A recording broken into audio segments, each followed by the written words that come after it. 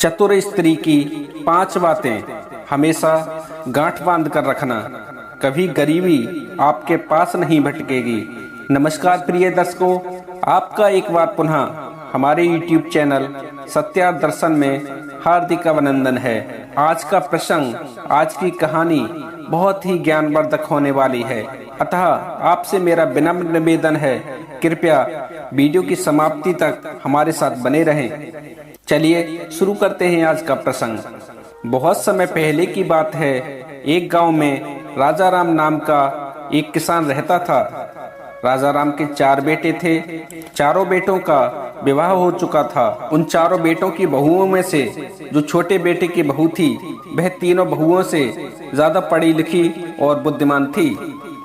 छोटी बहू के जब से राजा राम के घर में पैर पड़े, उस समय से ही राजा राम के घर में दिन दूनी और रात चौगुनी उन्नति होने लगी। छोटी बहू सचमुच लक्ष्मी के समान थी। जब से वो छोटी बहू घर में आई, उस दिन से ना तो राजा राम के घर में कोई लड़ाई झगड़ा हुआ और ना ही राजा राम के घर में कोई बीमार पड़ा और ना ही किसी तरह की कोई धनहानि हुई। छोटी बहू के आने से घर में सुख समृद्धि बढ़ती चली गई। पूरा परिवार खुश रहता था।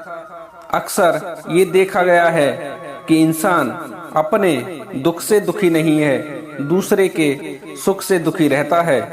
यदि कोई व्यक्ति मेहनत मजदूरी करके उच्च शिखर पर पहुंच जाए, तो उससे ईर्ष्या करने वाले लोग हर वक्त उस व्यक्ति को नीचे गिराने की फिराक में लगे रहते हैं और सोचते रहते हैं जैसे हम गरीब हैं, वैसा ही ये भी हो जाए। वही हुआ उस राजा राम के साथ। उसकी खुशियां पड़ोसियों को हजम नहीं हो पा रही थी। उसके पड़ोसी ये सोचकर दुखी रहते थे कि राजा राम इतना धनी कैसे होता जा रहा है। यही सोचकर पड़ोसियों ने राजा राम के कुलगुरु यानी पुरोहित को भड़का दिया, जिसकी जीविका अधिकतर राजा राम के घर से ही चलती थी। एक दिन राजा राम के पड़ोसी उस पुरोहित के घर गए और उस पंडित से कहने लगे, हे पंडित जी, जिस दिन से राजा राम के घर में उसके छोटे बेटे की बहू आई है, तब से राजा राम के घर में दिन दूनी और रात चौगुनी वृद्धि होती जा रही है। जब से वो बहू घर में आई है, तब से ना तो राजा राम के घर में कोई बीमार पड़ा है और ना ही किसी से लड़ाई झगड़ा होता है। यदि उसके घर में कोई बीमार पड़ता, कोई लड़ाई झगड़ा होती और घर में अशांति होती, तो राजा राम तुम्हें गृह शांति के लिए अवश्य बुलाता। यदि उसके घर में कोई बीमार पड़ता, कोई लड़ाई झगड़ा होती और घर में अशांति होती, तो राजा राम तुम्हें गृह शांति के लिए तुम्हें बुलाता और तुमसे कोई झाड़ फूक कराता या पूजा पाठ कराता और उसके फलस्वरूप तुम्हें कुछ दक्षिणा आदि भी मिल जाती। मगर उसके खुशहाल रहने से तो आपको ही हानि हो रही है। उसके सारे मंगल कार्य, पूजा पाठ तो बिना धन खर्च किए ही हो जाते हैं। पड़ोसियों की बात राजा राम के कुल पुरोहित को अच्छी तरह समझ में आ गई कि राजा राम इसीलिए मुझे नहीं बुलाता है। पंडित ने सोचा, मुझे कुछ ऐसा करना चाहिए जिससे राजा राम के परिवार की शांति भंग हो जाए और पूजा पाठ झाड़ फूक के लिए मुझे ही अपने घर पर आमंत्रित करे।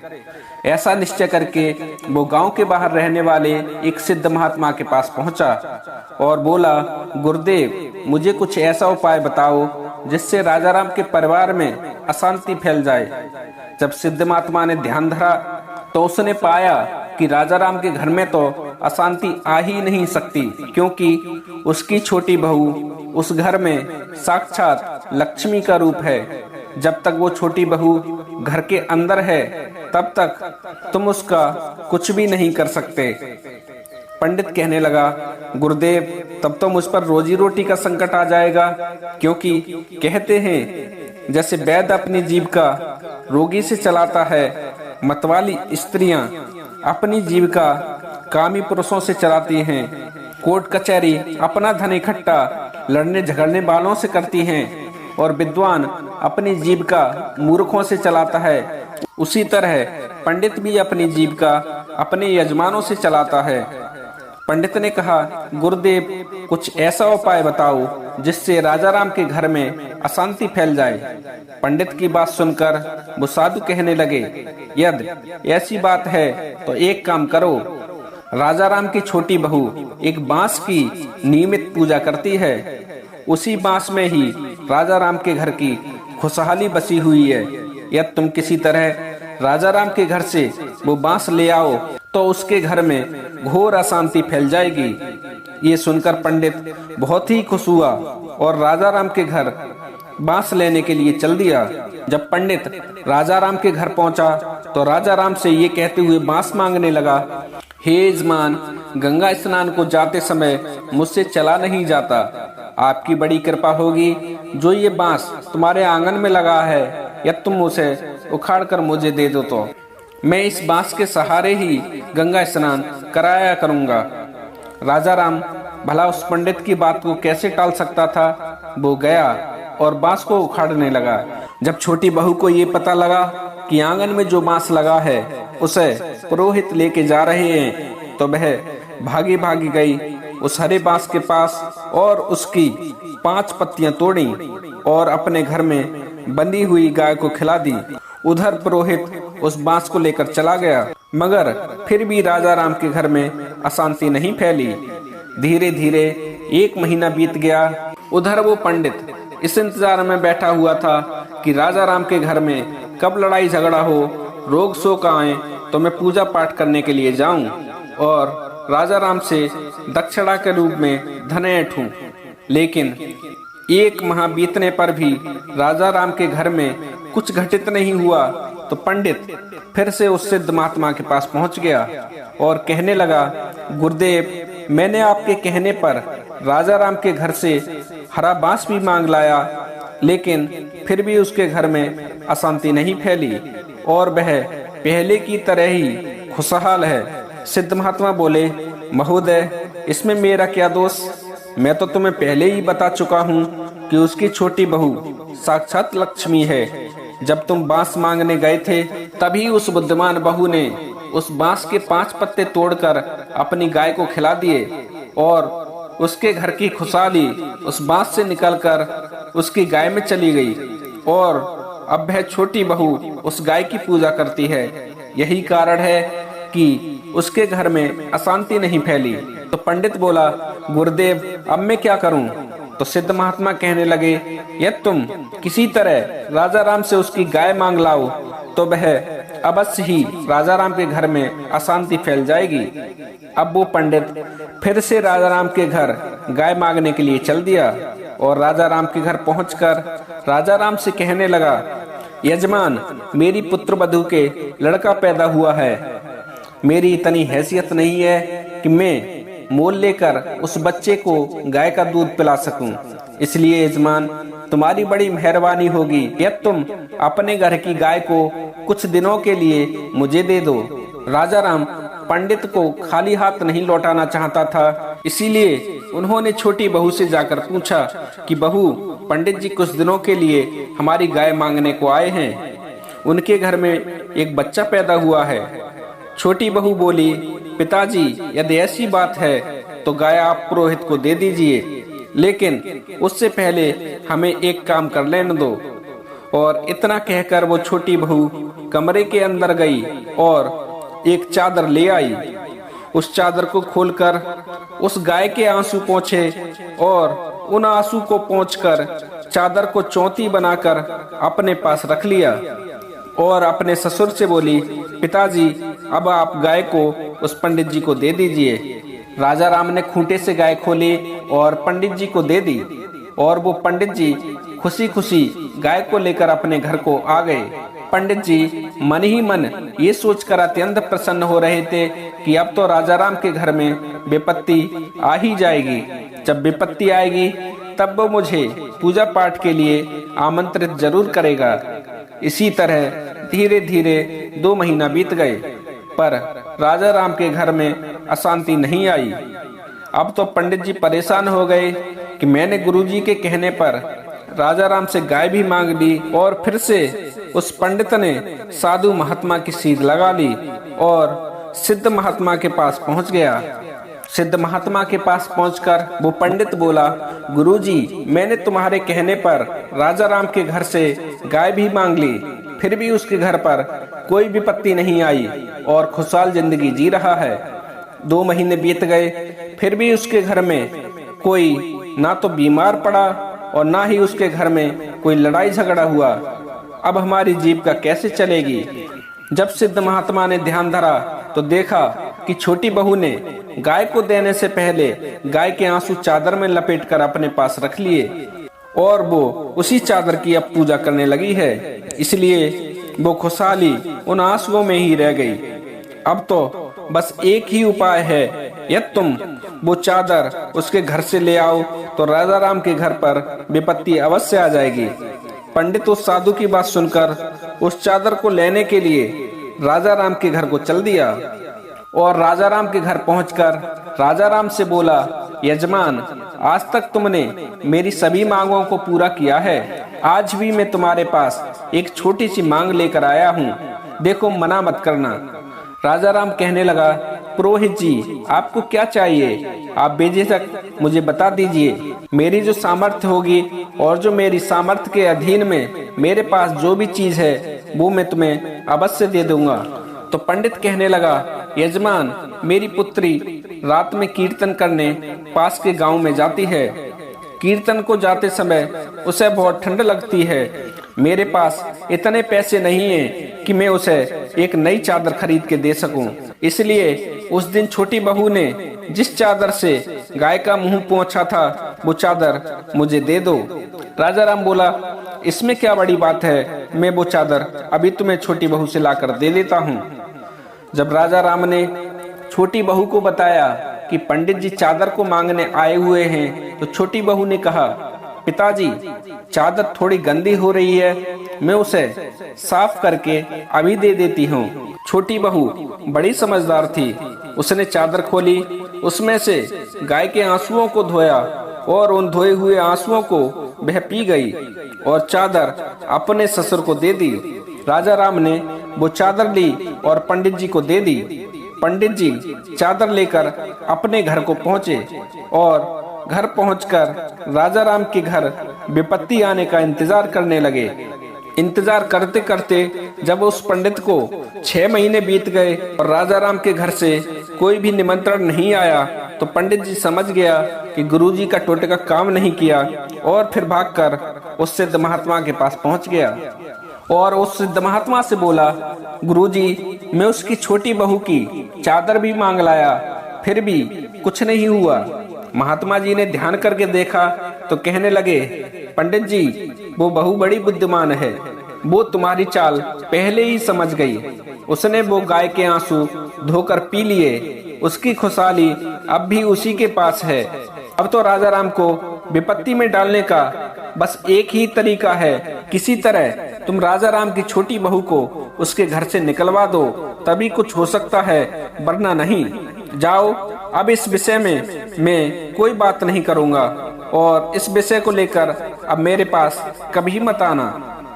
महात्मा की बातों को सुनकर पंडित जी वापस अपने घर को चल दिए और चलते चलते सोचते जा रहे थे कि अब छोटी बहू को राजा राम के घर से कैसे निकलवाया जाए। तभी उनके दिमाग में एक युक्ति सूझी। दूसरे दिन जब सवेरा हुआ तो पंडित जी सुबह ही सुबह राजा राम के घर पहुंच गए। जब राजा राम ने पंडित जी को सुबह सुबह अपने घर पर देखा तो कहने लगे, पुरोहित जी, सब कुछ कुशल मंगल तो है ना? इतनी सुबह ही मेरे घर पर कैसे आ गए, क्या कारण है? पंडित जी घड़ियाली आंसू बहाते हुए बोले, देखो भाई, मानना ना मानना तुम्हारे हाथ में है। कल रात मैंने एक सपना देखा।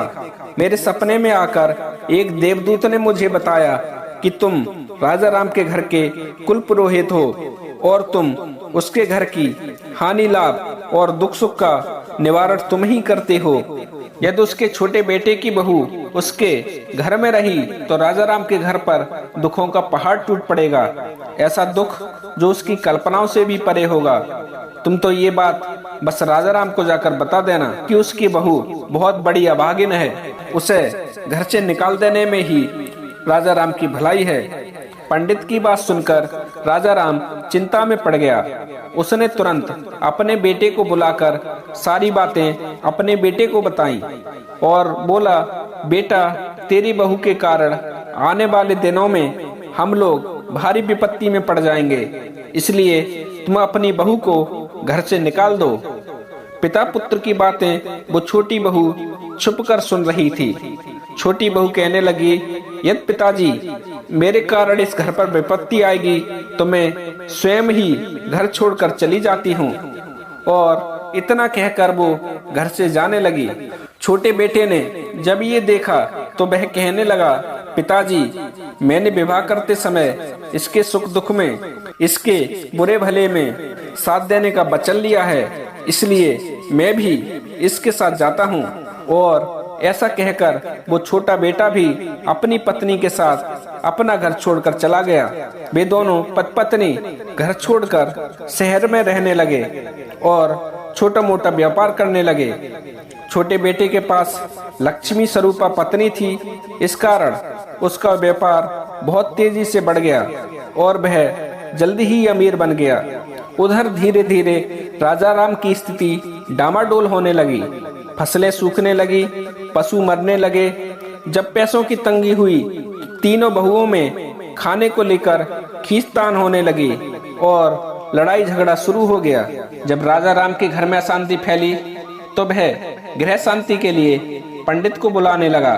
वो पंडित झाड़ फूंक और पूजा पाठ के नाम पर जो कुछ बचा खुचा धन था वह ऐंठने लगा।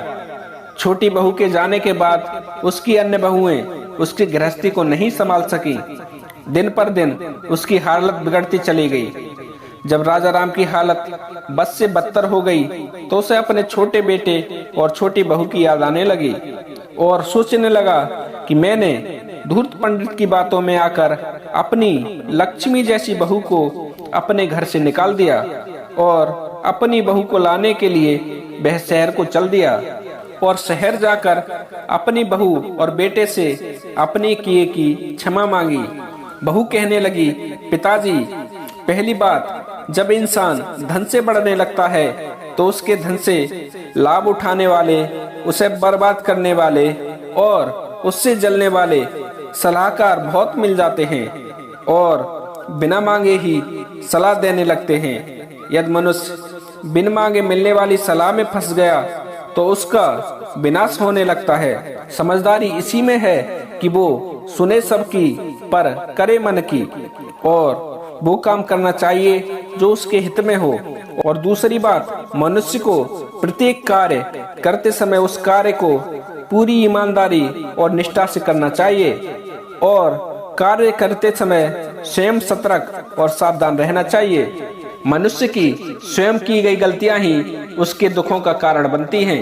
यदि वो अपने धन की सुरक्षा नहीं करेगा, लापरवाही बरतेगा, तो धूर्त और चोर लोगों को उसका धन चुराने का मौका मिल जाएगा। इसमें तुम चोर को दोष दो, ये ठीक नहीं है। तीसरी बात, अपने कर्म पर विश्वास करना चाहिए। यदि हमें अपने कार्य पर, अपनी योग्यता पर विश्वास है तो आपका कार्य, आपका कर्म आपको जरूर फल देगा। चौथी बात, विपत्ति आने से पहले ही उसका समाधान कर लेना चाहिए। हर कार्य दूसरों के भरोसे और दूसरों की सलाह पर नहीं छोड़ना चाहिए। जो लोग सावधानी पूर्वक और सोच विचार कर कार्य करते हैं वे विपत्ति से लड़ने का पहले ही उपाय खोज लेते हैं। उन्हें बाद में पछताना नहीं पड़ता। जैसे कर्जा, अग्नि, शत्रु और रोग, जो लोग समय रहते इनको दबा देते हैं उनके जीवन में बाद में बैठकर रोने का समय नहीं आता। और पांचवी बात, प्रत्येक मनुष्य को ढोंगी लोगों के झांसे में नहीं फंसना चाहिए। धर्म शांति मोक्ष का साधन माना जाता है। यही वजह है कि लोगों का धर्म को लेकर झुकाव कुछ अधिक होता है और ढोंगी लोग इसी बात का फायदा उठाकर स्वयं को भगवान के रूप में प्रदर्शित करके हमारी भावनाओं से खेलने लगते हैं और भगवान की भावभंगिमा बनाकर हमें अपने झांसे में फंसाते हैं और हम उन ढोंगी बाबाओं के झांसे में फंसते चले जाते हैं।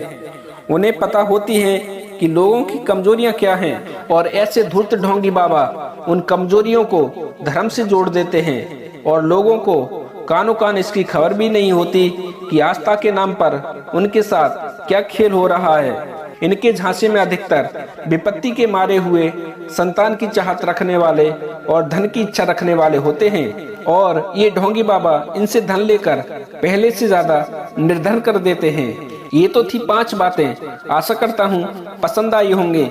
यदि आज का वीडियो पसंद आया हो तो वीडियो को लाइक करके कमेंट में जय श्री कृष्णा लिख दीजिए और यदि आप हमारे चैनल पर पहली बार आए हैं तो कृपया चैनल को सब्सक्राइब भी कर लीजिए। इसी के साथ सभी दर्शकों को जय श्री कृष्णा, जय श्री राधे, जय श्री श्याम।